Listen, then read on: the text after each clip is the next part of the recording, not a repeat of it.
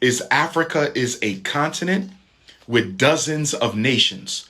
And those of us in the diaspora should study them all and determine which nation is best suited for us with what it is we're going to do.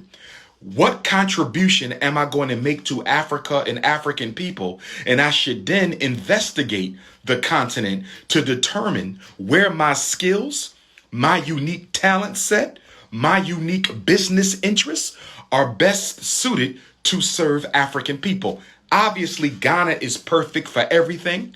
Ghana is perfect for everyone. Ghana is one of those African nations whose traditional African culture is on full display.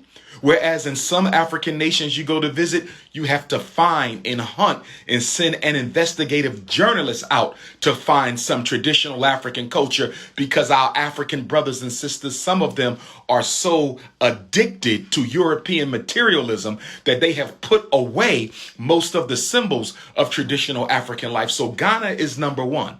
But we don't want to overwhelm Ghana as well. And there's a lot of African nations around the continent who can benefit from Africans in the diaspora going back home. Simply stated, the countries who need the most help is where you can make your greatest contribution.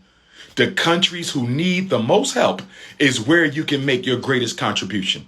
But before we talk about moving back to Africa, you first have to go visit Africa. So number one, if you've never been, you at least need to visit to get your feet wet. Because what I find in my experience in the 7 years that I've been taking groups to Africa is that a lot of our people don't understand how easy, how convenient, and how doable the repatriation process is when they get on the ground and see Africa.